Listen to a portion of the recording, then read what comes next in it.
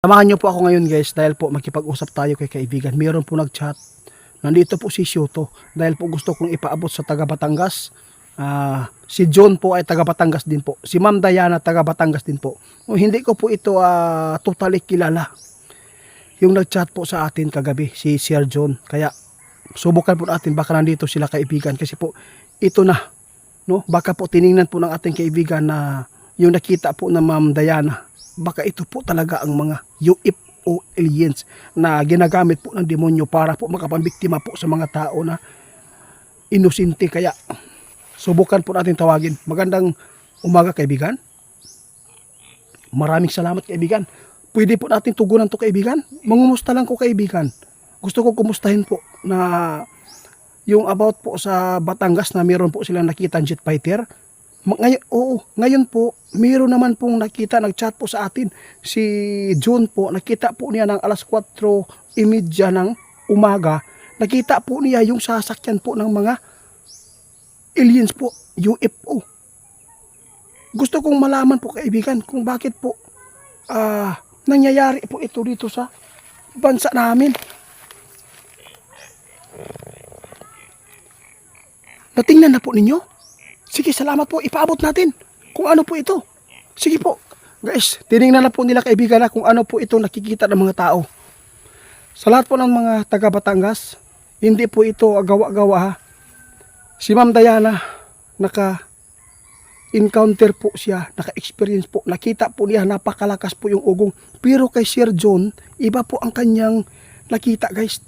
Basta marami po ang nakikita po niya doon sa kanilang bahay, malapit, nasa taas po. Pero walang andar, hindi po umuugong. Nakita po niya nakakaiba po na sasakyan po na panghimpapawid yung paikot-ikot sa kanilang bahay. Kaya nandito tayo. Ito po yung nakita po ng ating kaibigan. Naku, Diyos ko. Sa lahat po ng mga nasa inyo lang po guys, kung tingnan po nyo, baliw na talaga si Gusanter Etiet. Parang nag-a-addict na. Sa totoo lang guys, hindi po ito gawa-gawa. Experience po ito nila. Taga Batangas po ito. Kung sino man yung taga Batangas pa dyan ha, na kung meron kayong na-encounter po na ganito, ipaabot po nyo sa atin. Kasi si Sir John na nagkakape po siya, tapos meron siyang nakita kaibigan na sasakyan po ng himpapawid. Pero kakaiba, hindi po ito na sasakyan po ng ginagawa po ng mga tao. Ang sinasabi po niya dito sa chat, UFO aliens po yung talaga nakita niya kasi po nang kunin po niya yung cellphone niya doon sa loob para kunan po niya ng kamera yung nakita po niya na nasa himpapawid malapit sa kanilang bahay. Nagkakaiba sigurong kulay. Hindi po lang po niya na ipaabot sa atin yung may kulay po. Basta nakita na po niya sa sasakyan. Nang balikan po niya guys, wala na. Hindi na po nakunan ng kamera. Nawala po bigla. Kaya kaibigan, di ba, ano po ang nakikita po ninyo dito? Ito po ba ay tao or ito po ba talaga UFO aliens? Totoo po talaga to?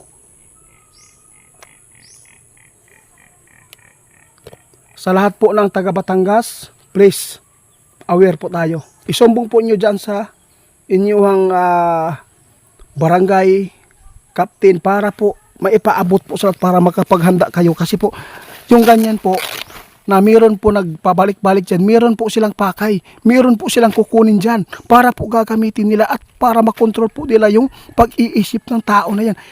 Ito po sinasabi na ating kaibigan guys, yung nakita po nyo doon, mga utusan ng mga demonyo para po, kaibigan,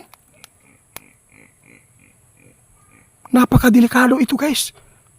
Sa lahat po ng taga Batangas ha, hindi po kami gumagawa po ng istorya. Dalawa na po yung nag-chat po sa atin. Taga Batangas din po ito Ma'am Diana. Si Sir John. Alas 4:30. Magkaparihas po talaga yung oras na kung ano man po yung sinachat po niyo na oras din po. Pagkapariho po talaga. Pero yung napaabot po ni John sa amin guys, hindi po umuugong. Walang andar po yung nakikita niya. Basta nasa himpapawid lang po talaga. No, ang iba nasa taas po. Pero yung nasa bahay po nila, kaya gusto po niyang kunan ng video. Pagbalik po niya, para kunan ng video yung nakita po niya na sasakyan po ng mga UFO aliens, biglang nawala, kaibigan. Anong ibig sabihin nito? Ito na, Kung mayroon man pong nami-missing dyan na wala, ibig sabihin nito, kinuha sila. No? May pakay ang mga demonyo na mayroon silang kukunin na mga tao dyan sa inyo para po ay magiging membro nila at makontrol po nila ang kanilang pag-iisip para po sumunod sa kanila. Kaya napaka-delikado po ito guys na mangyari dito sa ating mundo. Ito po yung kinatatakutan ng iba. Kung gusto po nyo magtanong guys mayroong FB ang nagchat po sa atin si Ma'am Diana, no? At saka ang isa si John. Siya, pwede po kayong magtanong po doon. Sinasabi ng ating kaibigan, masama ito na pangitain po ang nakikita po ng taga Batangas dahil po mayroon pong demonyo na gustong mangbibiktima doon ng mga taong inosente.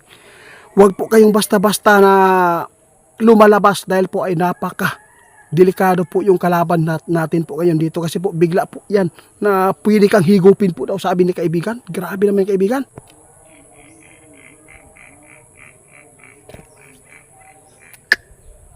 Sa lahat po ng makaranas ngayon, kung meron po daw kayong makita na sasakyan na hindi po magkatulad sa mga ginagawa po ng tao dito sa ating bansa, parang flying saucer, no, bilog, no, may ano yan, iba po talaga, no, ang makikita ninyo na mga sasakyan po panghimpapawid. Pag meron kayong makikita na bilog at saka iba po talaga yung galaw nito, lalo na pag umiilaw po na yan na papunta sa lupa, sabi natin kaibigan dapat po hindi po kayo tatamaan po sa ilaw na yan. Kasi po kapag ito daw ay tatamaan po kayo ng ilaw, sabi ng ating kaibigan ngayon, mahihigop po ang inyong katawan at madala po, parang magnet po siya guys.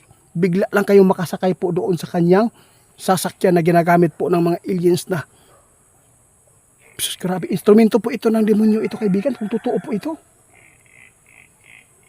Hindi na po talaga maganda ang nararanasan po ng mga tao. No, sa totoo lang guys, aaminin po namin dito. Hindi po namin in-expect na yung may drone po dito sa amin, no, 2 linggo na yung nagbalik-balik diri. Hindi po namin in-expect ito na taga-ibang planeta. Kundi ang in-expect po namin dito, baka sundalo ito, ginamit nila para po matingnan kung may mga New People's Army. No? Kaya, pinabayaan namin. Pero ngayon, sa awa ng Diyos, wala naman pong bumalik. Hindi na po bumalik dito. Kaya, sa lahat, ano po? Tama po kayo. Sa lahat po ng taga Batangas, kung makapanood kayo nito, ay dapat mag-ingat kayo. Kung meron kayong makikita na sasakyan po na malapit sa inyong kabahayan, huwag po kayong lumabas at huwag po ninyong hayaan na kayo ay mailawan po ng kanilang sasakyan. Kasi po kapag ito ay tatamaan kayong ilaw, may higop po ang kanyang katawan at saka madalagid mo anak guys. Ito po ang sabi ng ating kaibigan. Hindi po ito nasa inyo lang po kung maniwala kayo o hindi kasi nakakatakot po ang ating mga ipinapaabot po ng ating mga tao na naka-experience, lalo si Ma'am Diana. Ma'am Diana, i-chat po niyo ma'am kung bumalik pa ba yung nakita po yung jet fighter. Basta yung nakita ni Sir John, taga Batangas din po ito meron po talagang hindi magandang gawin po yung nakikita ninyo dyan na mga sasakyan na kakaiba. Sus. Paano ito labanan kaibigan? Hindi po nila alam guys kung paano labanan pa hindi tayo mahigop. Ang gusto natin ipaabot sa ating mga kaibigan na kung pwede na malabanan po nila, magpaturo tayo kung paano Abangan po nyo yan guys. Sa lahat po ng taga Batangas, hindi po ito pananakot sa inyo Isinishare po namin para makaiwas tayo. Baka po ito ay instrumento ng demonyo.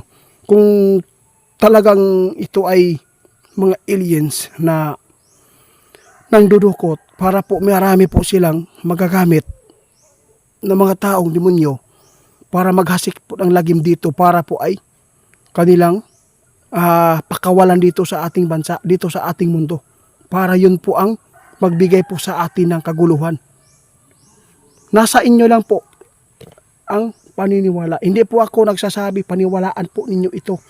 No? Baka hindi po natin alam na ninuloko din po tayo ng ating mga followers. Pero nakita ng ating kaibigan guys, kakaiba ito. Oo. Meron pong mga edad na po yung nag-chat po sa atin. Sinabi po ng ating kaibigan guys, hindi ito normal na sasakyan. Taga-iba ito, no? Nakakatakot po ang nangyayari. Sa lahat po na makapanood dito sa Pilipinas ngayon, kung meron kayong makikita na nagpaikot-ikot sa bahay ninyo, kapag ito ay nakita ninyo, picturean, pero huwag kayong lumabas ha. Kung nasa beranda lang mo, kada lang pwede lang yan. Dapat po talaga hindi po kayo mailawan ng light nila na napakalagas at para ay magiging magawa kayong magnet o hihigupin po ang inyong katawan. Kaya dapat maging alerto. Kapag ito ay umiilaw po doon sa kanilang sasakyan, parang drones po yan, bilog lang yan, no, para siyang sabi natin kaibigan, wag po kayo magpailaw kasi po pag nailawan yan, kasi binuksan po nila yung yung entrance po ng kanilang sasakyan para po kayo ay mamagnitan ba. Kaibigan, salamat sa ipinabot ha. Kakaiba po ito, napaka-amazing po itong nangyayari dito sa ating bansa ngayon guys. Bakit po kaya nandito na po yung mga kakaibang mga elemento?